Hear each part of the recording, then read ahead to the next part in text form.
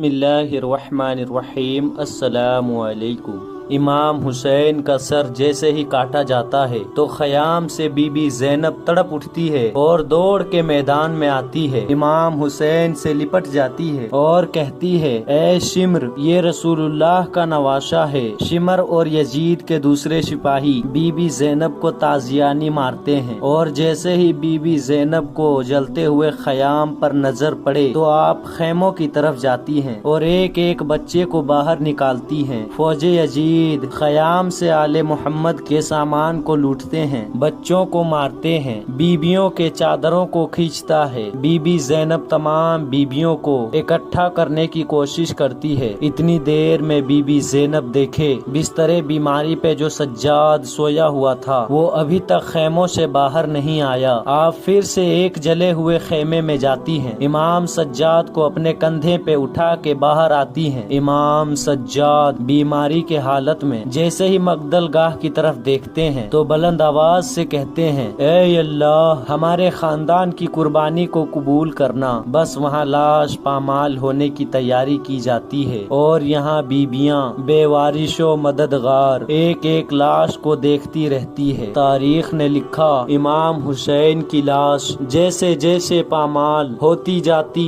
बीबी ज़ैनब ज़ारो कतार रोती है, रसूलुल्लाह को पुकारती है और कहती है, या रसूल अल्लाह, देखें आपके नवाशे का जिस्म पामाल हो रहा है। बस इतने में शिमर कहता है कि जाओ बीबियों के पास जो जो सामान है वो भी लूट लो। तारीख ने लिखा, जिस जिस बीबी के पास जो चीज होती है जालिम ताजियानी मार के छीन लेते हैं और हंसते जाते हैं। इतनी देर में शिमर की निगाह इमाम हुसैन की 4 साल की बेटी पे पड़ती है। वो हंस के कहता है, ये वही बेटी है ना जिससे हुसैन सबसे ज्यादा प्यार करते थे। बीबी सकीना कहती है, हाँ। बस वो बीबी सकीना के बालों से पकड़ के उनको तमाचे मारता है और उनकी बालियां कानों से खींच उतार देता है। बीबी सकीना मक्तल की तरफ जाती है और अपने बाबा के जिस्म के टुकड़ों पे खुद को गिरा देती है। बस सूरज ढलने लगता है और गरीबों की शाम आ जाती है। अब बीबी ज़ैनब देखे कि तमाम बीबियां मुसलसल रो रही हैं। आप सबको तलाशा देकर कहती हैं, अल्लाह की रजा में राजी रहो। ए आले मोहम्मद की मस्तूरात, तुम्हारी इस ज़ोहरबत को शामे गरीबा का नाम दिया जाएगा और कयामत तक मेरे नाना के मानने वाले इस शाम को गरीबों के शाम कह के मनाएंगे। आओ इकट्ठा बैठते हैं। बस सबको बीबी ज़ैनब साथ करती है और एक एक बच्चे को गिना जाता है। बीबी ज़ैनब देखे बीबी सकीना यहाँ पे नहीं है। आप बीबी सकीना को ढूंढते ढूंढते मक्तल गाह आ पहुँचती है। देखे कि बीबी सकीना इमाम हुसैन के जिस्म के टुकड़ों से लिपटी हुई है। आप बीबी सकीना से प्यार करती हैं और कहती हैं, ए सकीना,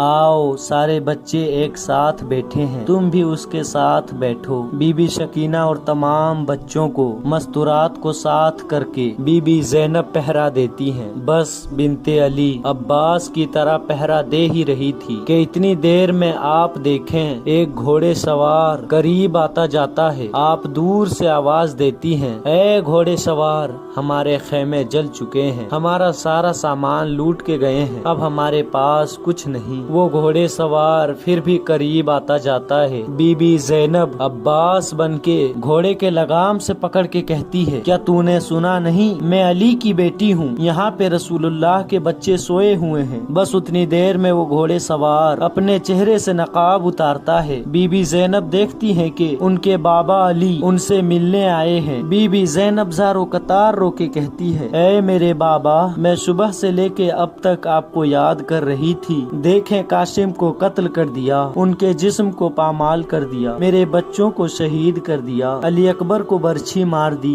बाबा, इन जालिमों ने 6 माह के अली असगर पे भी रहम ना किया, जनाबे अब्बास को शहीद कर दिया, मेरे भाई के लाश पे घोड़े दौड़ा दिए गए। इमाम अली अपनी बेटी को तलाशा दे के کہتی ہیں، اے میری بیٹی، جب سے یہ قافلہ مدینے سے نکلا ہے میں، تمہارے نانا اور تمہاری ماں ساتھ ساتھ ہیں۔ اے میری بیٹی، اس امتحان کے بغیر اللہ کا دین بچنا نہیں ہے۔ دیکھنا تمہارے اس قربانی کے بعد قیامت تک کوئی بھی یزید دوسرا پیدا نہ ہوگا اور کوئی بھی اللہ کے دین پہ انگلی نہیں اٹھائے گا، تمہارے نانا کی نبوت سے انکار نہیں کرے گا۔